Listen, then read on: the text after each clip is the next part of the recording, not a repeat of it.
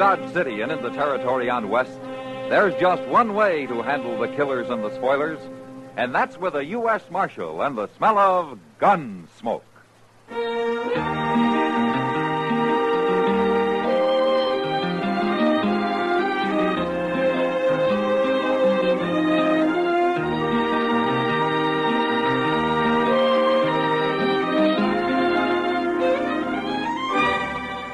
Gunsmoke, starring William Conrad.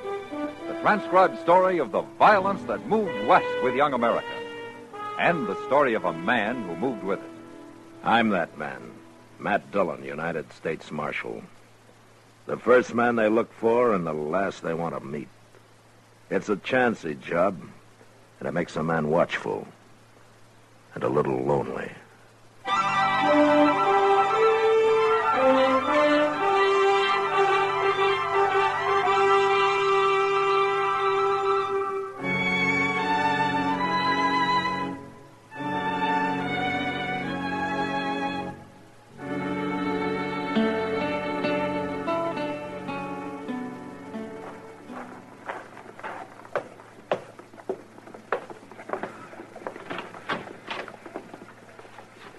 This the Marshal's office? Yeah, come in, stranger.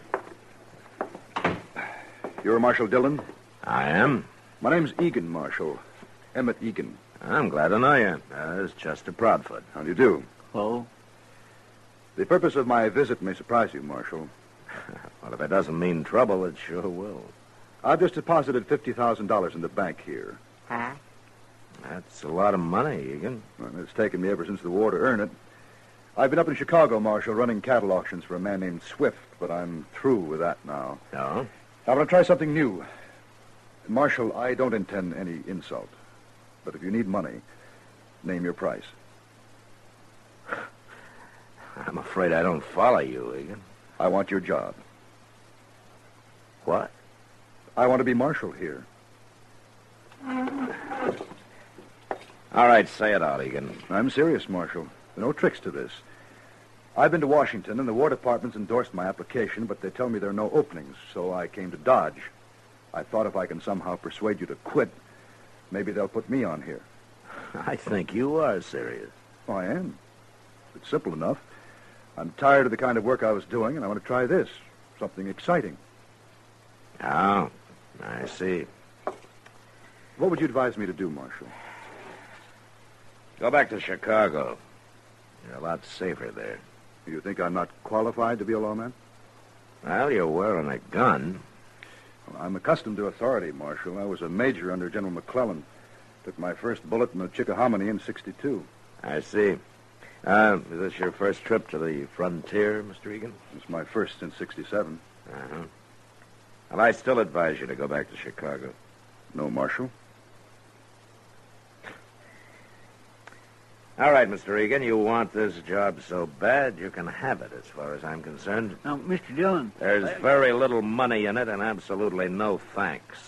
I've been a live target for every drunken bum and glory hunter in Kansas about long enough.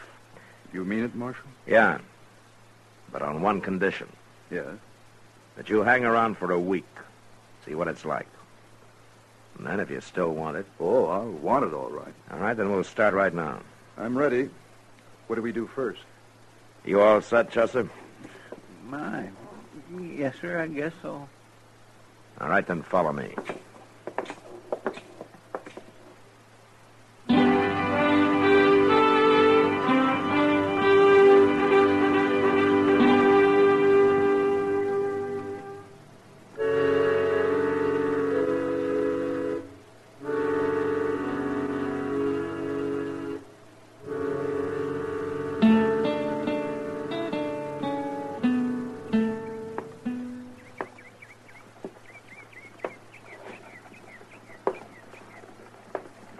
My gracious, why don't you sit down and rest a spell, Mr. Egan? No, thanks. He's going to wear himself out walking up and down that way. Yeah. You got a match, Chester. Mm-hmm. Sure, Red. Here. Oh, thanks.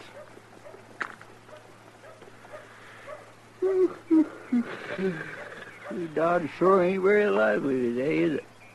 Not very. If I only had me a knife, I could do a little whittling. Oh, what happened to your knife, Chester?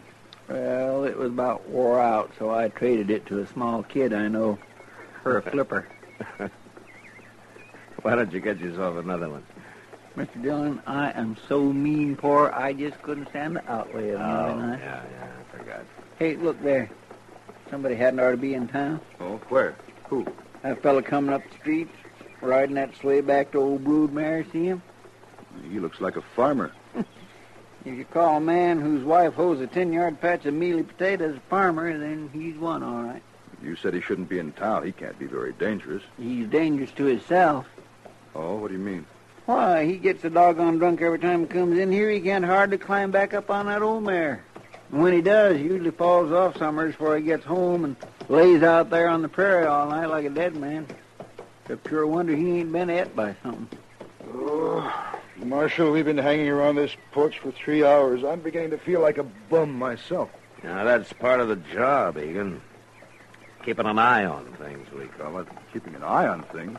You and Chester both are fighting to stay awake. Are you calling it quits, Egan? Oh, no. Of course not.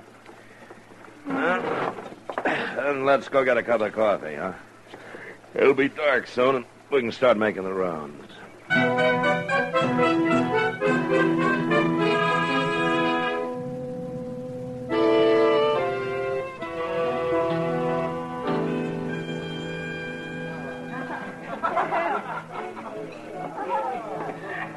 What's the name of this place, Marshal? It's called the Long Branch.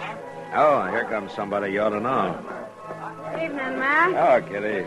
How long you been sitting here? No, not long. Kitty, this is Emmett Egan. How do you do, Miss Kitty? Mr. Egan? Why don't you sit down? Uh-huh. I hear you may be our new marshal. What?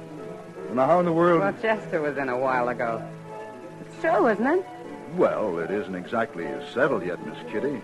But you want the job. Yes? Why? Well, let's say I was bored with what I was doing. Sure. That's happened to a lot of ex-soldiers. They can't stand peacetime. Me in particular, I guess. Why don't you re-enlist? The cavalry keeps busy out here. I tried that, Miss Kitty. You did? Back in 67. 67? Mm-hmm. Oh, yeah. The Cheyenne and the Sioux were real active that year, weren't they? Yes, they were, but not where the cavalry was. Wait a minute. Were you with General Hancock? That's right, Marshal. We took to the field for 4 months. We marched and counter-marched all over this country, and then we returned to Fort Harker. Well, what was wrong with that? Well, all we did was burn one empty village, kill 2 young Cheyenne braves, both of whom we later found out were friendly. It took 1,100 men to do that. Oh. Dillon, Yeah, what is it, Chester? I don't know for sure, but I hear there's some kind of trouble down at Moss Grimmick Stable. Well, it's about time something happened around here. Yeah. Now, don't forget, Egan. When it does, somebody usually dies.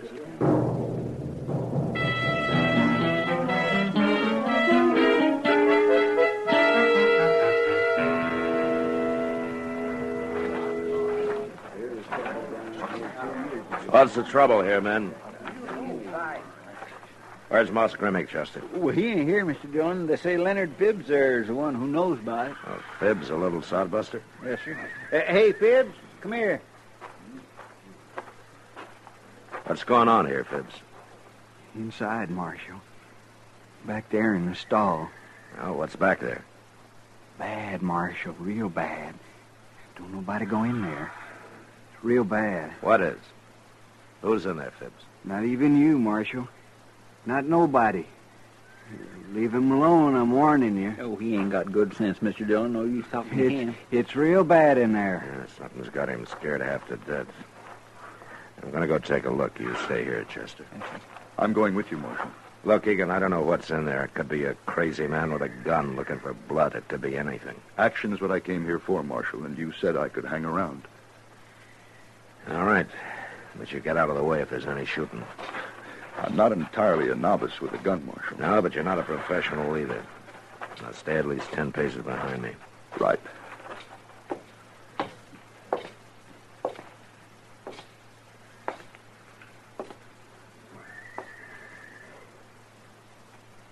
See anything? No. It's Marshal Dillon. Who's in here? Come on, speak up. Maybe he's hiding, waiting for you. Well, he can't see me any better than I can see him. You're taking an awful chance, Marshal. You stay where you are, Egan. What? What's this?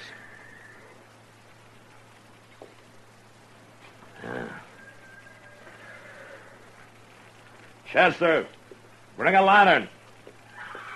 All right, Egan. What is it, Marshal? Nothing we have to kill. What do you mean? You'll see when Chester brings the light. Oh, he's coming. What have you found, Mr. Dillon? Hold the lantern over here, Chester. That's your work. Oh, my goodness. Somebody's gone and hung a man. So that's it. Oh, that poor devil. Was this a lynching, Marshal? No, Egan, that's old Tom Sanders. He's been drunk for 20 years. Yeah, I guess he finally decided to break the habit. You won't get any action out of this.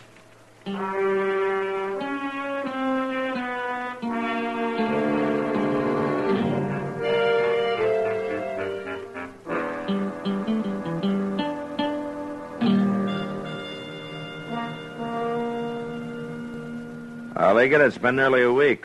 Enough excitement for you? I must admit, Marshal, it's not quite what I'd expected. Somehow the idea Marshal was always busy, doing things. You mean gunfighting? I've told you I don't think gunfighting's necessary. Yeah, I remember. Any man accustomed to command should be able to control these Dodge City ruffians without much trouble. I only draw my gun as a last resort, Egan. And besides, you haven't seen any of these men in action yet. I still want the job, Marshal. Yeah, I know. Oh, Matt? Yeah, come on in, Doc. Say, Matt, you'd better get over the Texas Trail. Oh? You know those fellas Gere and Bozeman? Yeah, I know him. Well, they've got that poor little Leonard Phibbs at the bar there, and they're trying to make him pay for their drinks. He's broke, of course, so they're beating him up. They're doing it real slowly, bit by bit. I tell you, it just makes you sick to watch it. All right, Doc. Wait, Marshal. Yeah, what? Let me handle this. Look, Egan, Gere and Bozeman may be a couple of bullies, but that doesn't mean they're not dangerous. They are. Are you afraid I might be able to handle them, Marshal? Well? Okay, go ahead. Here, take my badge. Tell them you're a deputy. Thank you, Marshal. You gotta learn one way or the other.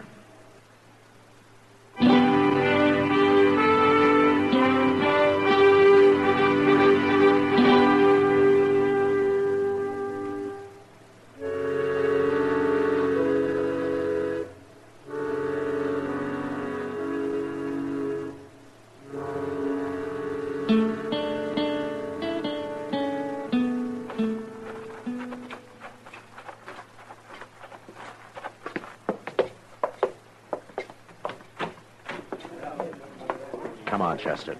I knew you wouldn't leave Mr. Egan all alone. Nobody will look for us coming in the back door. And let's move a little closer.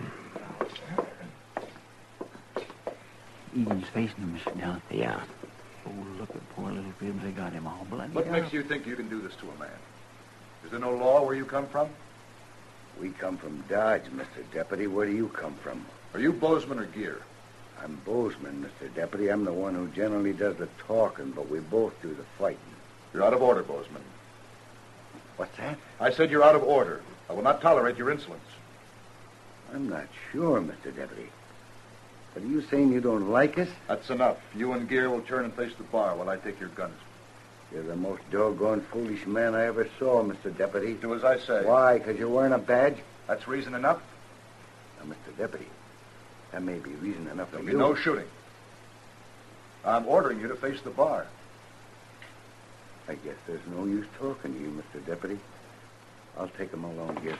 He's going. Hold it, Bozeman! All right, that's enough.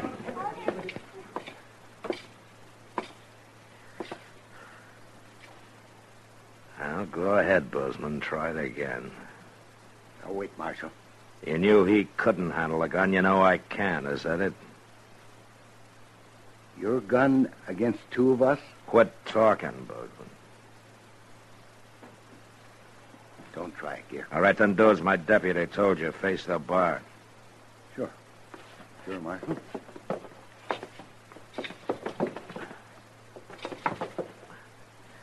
Chester. Yes, sir. You want me to lock him up, Mr. Dillon? Here are the guns, Chester. I'll be at Doc's. Maybe he can save Bozeman here from hanging.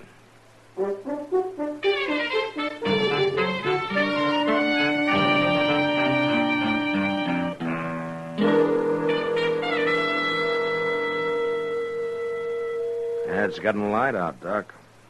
It generally does this time of morning. Yeah, but I'm not generally sitting up waiting for a man to die. He isn't going to die, Matt. Well, I saw what that bullet did to him. You feel guilty, don't you, Matt? Wouldn't you, Doc? Yes, I guess I would. Doc? What? Well, he's conscious.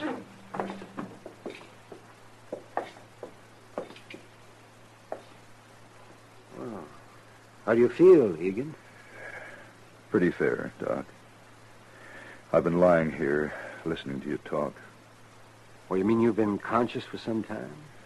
Half hour, maybe. I wanted to get my head clear. Well, a few weeks in bed and it'll be clear enough. I guess I was lucky. If that bullet had gone 1 inch to the left, you'd have died on the floor, Egan. You were lucky, all right. God protects fools and drunkards, isn't it? Marshal Dillon, Yeah. I heard you saying you felt guilty about this. It wasn't your fault. Well, I should have known what had happened. But I heard you telling Doc how it happened. You faced them the same way I did. They didn't shoot you. It's a little different with me, Egan. How? This is my profession. Well, I've handled enough men to be professional. Egan, why do you think Bozeman did what I told him to do? Because he knew you'd shoot if he didn't? He not only knew I'd shoot, he knew I'd kill him. He knows I can handle a gun pretty well. And that part of the profession they don't teach in the Army. Takes years and years to learn. Well, I can't complain any more about there not being enough action, can I, Marshal? Yeah, your week's up today, Egan. Do you want the job? Marshal, you ever been in California? Not for some time. I hear things are pretty active out there. I'll write you and tell you all about it.